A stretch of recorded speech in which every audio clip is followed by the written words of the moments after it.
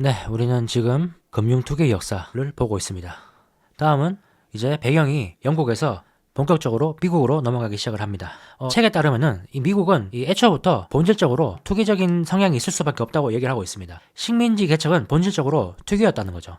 이 콜럼버스 역시 투기꾼이었습니다.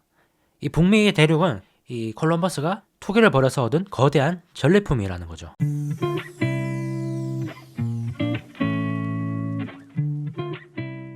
또 이후에 17세기가 되었을 때는 미국으로 이민 가는 것 자체가 큰 모험이었죠. 그리고 이민 온 사람들이 동부 해안을 지나서 이 인디언과 야생동물의 공격이 빈번한 이런 지역에 정착하는 것 역시 엄청난 위험을 감수해야 되는 일이었습니다. 그래서 이 미국 사람들의 이 피해는 이 위험을 감수하는 정신이 있을 수밖에 없다는 거죠. 미국의 건국의 아버지들 가운데 상당수 역시 투기꾼들이었습니다. 이 조지 워싱턴은 미시시피 해사를 설립해서 서부 지역의 땅을 사들인 땅 투기꾼이었고, 벤자민 플래클린 역시 일리노이 주에서 6,300만 에이커에 달하는 땅을 투기를 했죠. 심지어 미국 사람들한테 존경을 받는 토마스 제퍼슨이나 알렉산더 해밀턴 같은 사람들도 한때 땅 장사꾼이었습니다. 이런 땅 투기 열풍은 이 철도가 생기면서 이 서부로 건너가게 됩니다. 그리고 1790년대에 미국의 증권거래소가 설립되니까 이 땅 투기 열풍은 이 종이 쪽지, 이 주식 투기 열풍으로 바뀌기 시작을 하죠.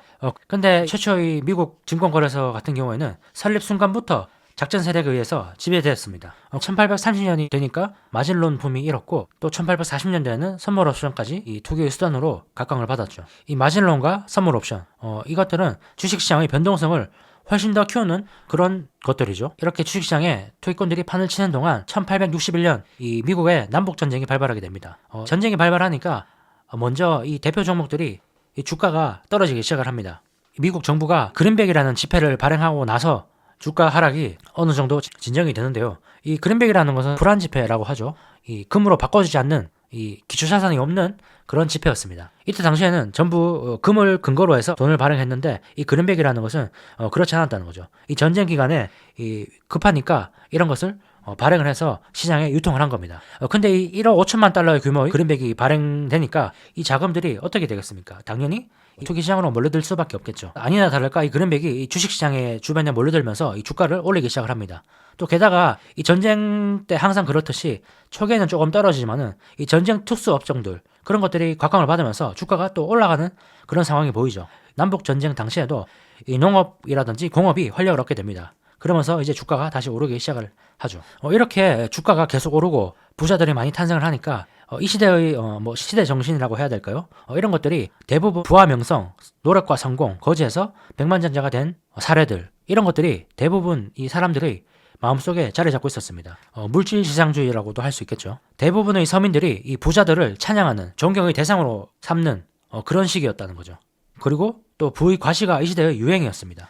이때 당시에 보면은 이 졸부들은 파티에서 100달러짜리 지폐를 말아서 담배를 피고, 손님들한테는 검은 진주를 담은 조개를 내놓았고, 또 이 개들한테 다이아몬드 목걸이를 채워줬다고 합니다. 한마디로 쉽게 벌어서 쉽게 쓰는 시대였다는 거죠. 이런 상황에 대해서 헬레 덤스라는 역사학자는 이렇게 얘기를 했습니다. 불안 지폐인 그린백의 남발과 무분별한 정부 재정 지출이 미국 역사상 전례 없는 투기를 낳았다. 이때 전쟁이 한창이었기 때문에 이 전쟁 영웅들이 추앙의 대상이 되었는데요.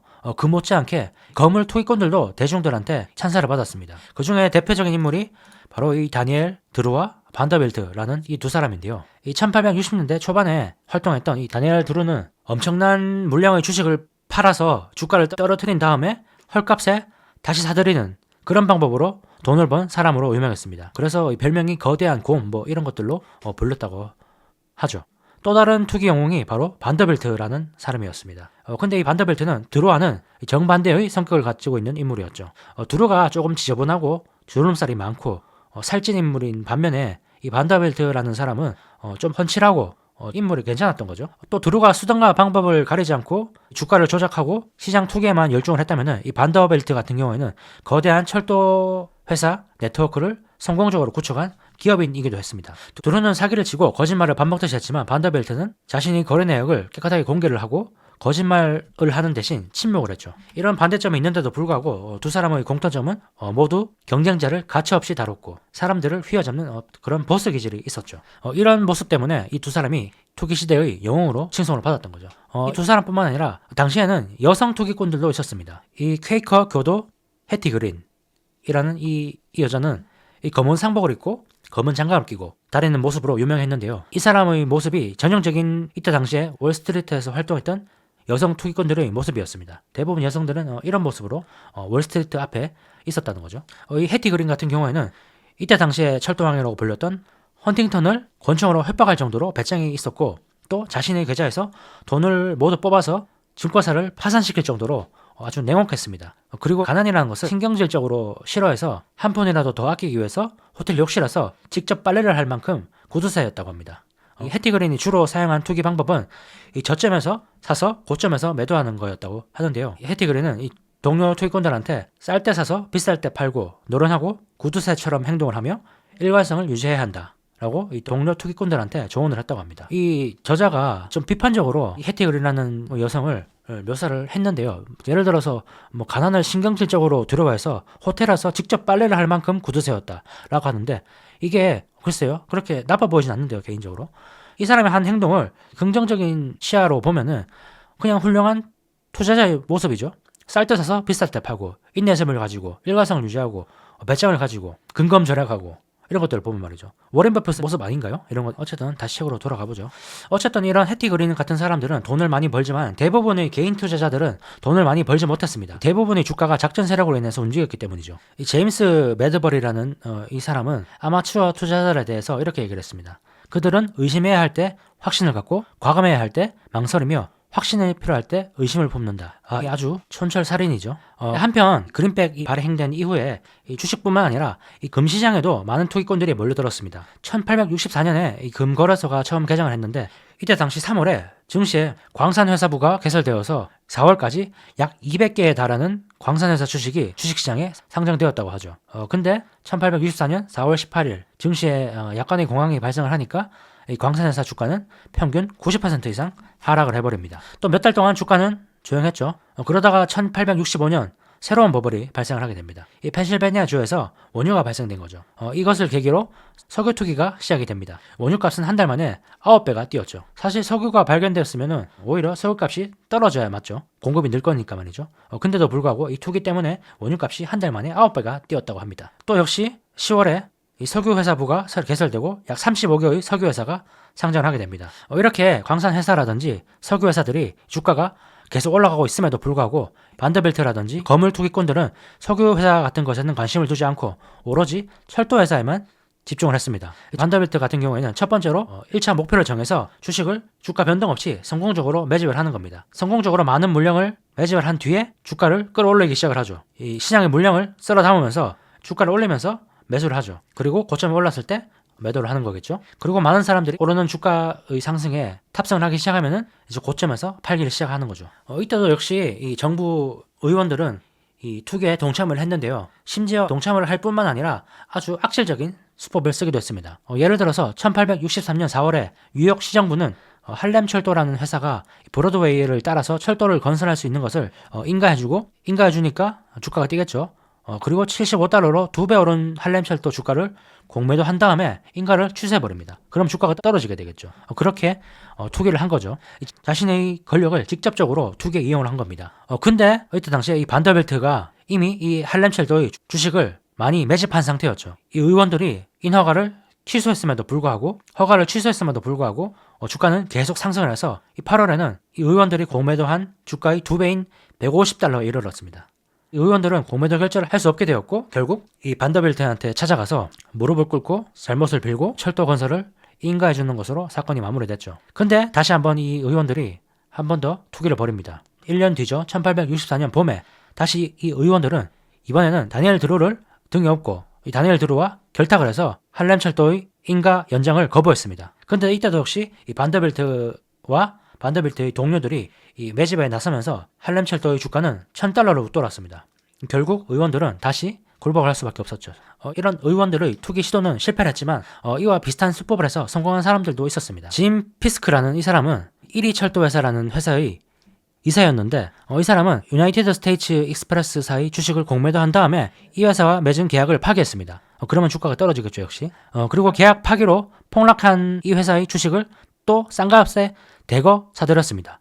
그리고 주가를 올리기 위해서 계약을 다시 맺었죠. 피스크는 한때 앞에서 봤던 이 드루의 일당이었습니다. 드루 일당의 일원이었습니다. 이 피스크는 거칠고 말이 많고 거들먹거리고 무례했죠. 그럼에도 불구하고 상당히 사람들한테 사랑받는 존재였습니다. 이 반면에 이 피스크의 동료였던 제이굴드는 과소비병 환자였으며 좀 어두운 사람이었죠. 그래서 모든 사람들로부터 경멸을 받았는데 한때 동업자를 파산시켜서 자살하기까지 했다고 하죠. 한마디로 악덕 자본가의 표본이었습니다. 제이굴드라는 사람은.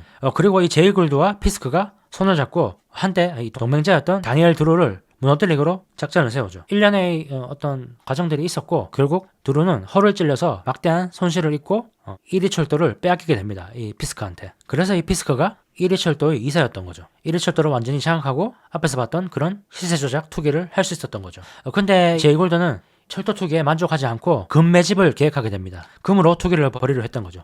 근데 사실 이 금으로 투기를 하는 것은 쉽지 않습니다. 시장이 너무 크기 때문이죠. 당시에는 이 금값이 많이 떨어지는 상황이었습니다. 이 미국 연방정부가 이 그린백, 아까 이전에 말했던 불안지폐죠. 이 그린백을 회수를 하기 시작하니까 금값도 같이 하락을 하기 시작한 거죠. 1864년에 1온스당 300달러였는데 1869년에는 약 130달러까지 이 금값이 내려갔죠. 그래서 결국 이 금값을 올리기 위해서는 이 정부가 이 그린백을 회수하는 것, 이 조치를 그만하든지 아니면 정부가 금을 그만 팔든지 하는 게 반드시 동반되어야 했죠. 당시에 미국 정부의 금 보유량은 약 1억 달러 수준이었는데 시중에서 유통되는 금은 1,500만 달러 정도였습니다. 결국 제이골드의 금 매집 성공 여부는 이 정부의 정책에 따라 달려 있었다는 거죠. 그래서 이 제이골드는 대통령한테 접근을 시도를 합니다. 어떻게 해서 제이골드는 대통령의 여동생과 결혼한 아벨 코빈 장군을 끌어들이는데 성공을 합니다. 당시에 대통령은 그랜트 대통령이었는데 코빈 장군을 꼬드겨서 이 그랜트 대통령을 설득하도록 그렇게 지시를 했죠. 금 매각을 중단해야 된다고 코빈 장군은 그랜트 대통령을 설득을 하기 시작을 했습니다. 그리고 7월에는 또 굴도의 사람인 다니엘 버터필드 장군을 뉴욕 재무장관으로 들여보내는데 성공을 합니다. 그리고 이어서 굴도의 동료였던 친구였던 피스크도 가담을 하게 되죠. 그렇게 9월이 되었을 때 이 제이골드는 코빈 앞에서 봤던 이 대통령 여동생의 남편이죠. 이 사람을 윽박질러서 대통령한테 더 이상 금 매각을 하지 말라는 조언을 하는 편지를 쓰도록 그렇게 협박을 합니다. 그리고 결국 그 편지를 쓰게 되죠. 그리고 직원이 대통령한테 이 편지를 전달을 하게 되는데 이 과정에서 이 편지를 전달한 사람이 전달 완료라고 이렇게 보고를 했는데 제이골드는 전달 완료의 의미가 이 대통령이 그 편지의 조언을 받아들이는 것으로 그렇게 해석을 하게 됩니다. 실제는 그냥 전달을 완료했다는 그런 말이었을 뿐인데 말이죠. 어쨌든 그는 이 대통령이 편지 내용에 동의했다는 뜻으로 받아들여서 이제 투기를 본격적으로 하려고 자세를 잡죠. 근데 한편 이 그랜트는 이 편지를 받고 아주 불쾌했습니다. 코빈이 금값 조정에 연루됐다는 사실을 알게 된 거죠. 그래서 이 대통령은 금투기를 막도록 조치를 취합니다. 당시가 1869년 9월 19일 일요일이었는데요. 이때 편지를 대통령이 받았고 다음 날인 월요일에 금거래소가 개장을 하기 시작하니까 이 대통령이 그에 동의를 했다는 것으로 받아들인 이 제이골드 일당은 이 엄청난 금 매집을 하기 시작을 합니다. 이들이 엄청나게 금 매집을 함에도 불구하고 금은 138달러 선에서 약간 오르락 내리락 할 뿐이었죠. 그리고 이틀 뒤인 22일 피스크가 과감하게 또 금을 긁어 모으자 약 145달러까지 약간 올라갑니다. 근데 생각보다 이 금 매집이 제대로 되지 않고 금값이 많이 올라가지 않자 제이골드는 이날 저녁에 코빈을 방문합니다. 여기서 이제 제이골드는 눈치를 채게 되죠. 대통령이 금 매각을 막지 않을 거라는 사실을 눈치를 챈 겁니다. 그래서 이 제이골드는 피스크 몰래 혼자 그냥 금을 팔기로 하죠. 이 제이골드가 앞에서 봤듯이 약간 음흉하고 악덕 자본가의 그런 표본이라고 했죠. 그래서 이 피스크한테 말하지 않고 본인만 슬쩍 빠져나오려고 했다는 거죠. 이 피스크가 금을 계속 매집하는 동안에도 제이골드는 계속 금을 매각했습니다. 상황이 이쯤 되니까 이 피스크도 이 금 매집의 성공 가능성이 희박하다는 사실은 어느 정도 눈치를 채게 됐습니다. 그럼에도 불구하고 별로 걱정을 하지 않았죠. 왜냐하면 피스크는 이 본인이 금 매각을 했다는 사실을 전혀 서류적으로 남기지 않았고 대부분 대리인을 통해서만 거래를 했기 때문이죠. 그리고 다음 날인 목요일 23일 금값이 갑자기 급등을 하기 시작합니다. 한순간 금값이 급등을 하니까 이 공매도 세력들이 거덜나게 되죠. 근데 11시에 상황이 또 갑자기 돌변합니다. 부재무관이었던 버터필드 장군이 금 매도점을 냈기 때문이었죠. 부재무관이었던 버터필드 장군의 금 매각은 사실상 정부가 금 매각으로 돌아섰다는 것을 의미했었습니다. 그럼에도 불구하고 이 피스크는 온스당 160달러의 매수점을 내라고 지시를 합니다. 브로커들한테. 근데 얼마 안 가서 또 재무장관이었던 조지 보트웰이 400만 달러어치 금을 매각할 것이라는 소식이 전달되죠. 상황이 이쯤 되니까 시장은 한순간에 패닉에 빠지게 됩니다. 금값이 하락할 거라는 그런 패닉에 빠지게 된 거죠. 근데 이 와중에도 피스크한테 지시를 받았던 브로커는 계속 160달러에 매수 주문을 내고 있었습니다. 금 가격이 135달러까지 떨어졌는데도 불구하고 말이죠. 그리고 그런 브로커들은 놔두고 범죄를 저질렀던 제이골드와 피스크는 금거래소 연문을 통해서 도망을 치게 됩니다. 피스크 같은 경우에는 서류를 하나도 남기지 않고 모든 계약을 파기했기 때문에 돈을 한 푼도 잃지 않았죠. 반면에 그의 매수 주문을 중개했던 브로커들, 이 사람들이 약 1억 달러에 가까운 빚을 져야 했습니다. 또 제이골드는 금 가격이 계속 올라갔다 내려갔다 하는 와중에도 계속 피스크 몰래 금을 팔았기 때문에 재산을 지킬 수 있었죠. 또 한간에는 지킬 뿐만 아니라 1100만 달러의 이득을 봤다는 소문도 있었죠. 어쨌든 이 제이골드는 이 투기를 마무리하지 못했습니다. 잡혀가진 않았지만 금 매집은 성공을 하지 못했죠. 이렇게 제이골드와 이 피스크가 이 금투기를 벌이는 와중에도 이 주식시장에서 투기는 계속되고 있었습니다. 1865년에서 1873년 사이에 미국의 철도망은 2배로 늘어났습니다. 이 당시에 투기꾼들은 이 철도의 건설이 미개척지였던 이 서부 지역의 인구 증가를 가져올 거라고 생각을 했고, 그래서 철도 회사들이 보유하고 있는 땅값이 오를 거라고 예상을 했습니다. 그래서 철도회사 주식을 사들였죠. 그런 근거로 이 제이 쿡드라는 은행가, 제이골드 이 사람 아니고요. 은행가였던 이 제이 쿡드는 이 노던 퍼시픽 철도 회사를 인수를 했습니다. 근데 철도 회사를 인수하고 나서 1870년 6월에 프랑스 러시아 전쟁이 발발하면서 이 유럽으로 자금이 끊기면서 회사의 채권 매각이 어려워진 상황에 처해졌죠.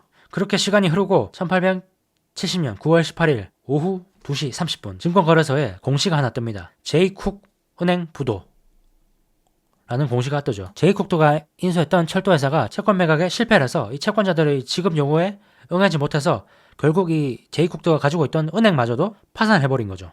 이런 소식이 전해지니까 이 첫 번째 시장의 반응은 에이 그럴 리가 없다, 뭐 이런 반응이었습니다. 심지어 이 신문팔이 소년이 유언비어를 퍼뜨린다고 이 경찰한테 체포될 정도였죠. 사람들은 믿지 않았던 겁니다. 근데 결국 진실로 밝혀지고 주가는 폭락하고 하루 만에 금리가 5% 이상 치솟게 됩니다.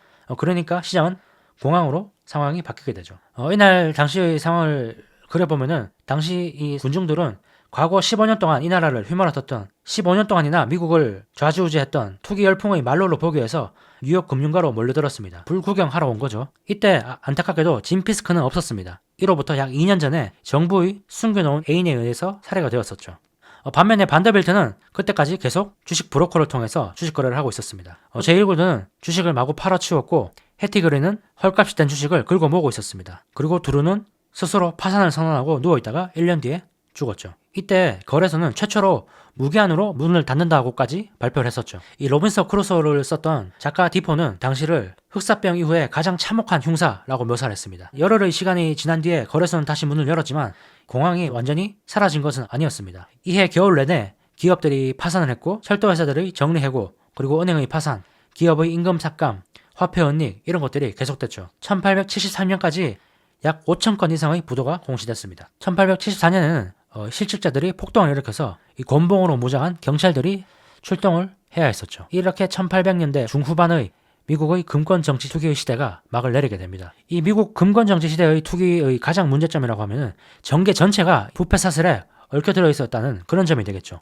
그래서 이 저자도 이 금권 정치라는 이런 단어를 사용한 것이겠고요. 심지어 1890년대 미국 대통령에 당선되었던 개혁가라고 불렸던 클로버 클리브랜드마저도 투기 세력의 작전에 참여했던 인물이었습니다. 19세기 후반 내내 미국에서는 이 금융사기가 빈번하게 발생을 했죠. 자, 이렇게 시간이 흐르고 시대는 1900년대로 넘어가게 됩니다. 1929년 대공황. 앞에서 봤던 월터 베이지헛은 투기가 발생할 때마다 기업인들과 은행가들은 현재의 이 번영이 더 큰 번영의 시작이기 때문에 영원할 것이라고 보는 경향이 있다라고 이렇게 말을 했습니다. 새 시대가 올 때마다 이렇게 정치인이라든지 기업가들이 설레발을 친다는 거죠. 이때 대공황 이전이 딱 그런 시기였습니다. 1929년에는 경기순환이 사라졌다는 그런 관념이 출현했습니다.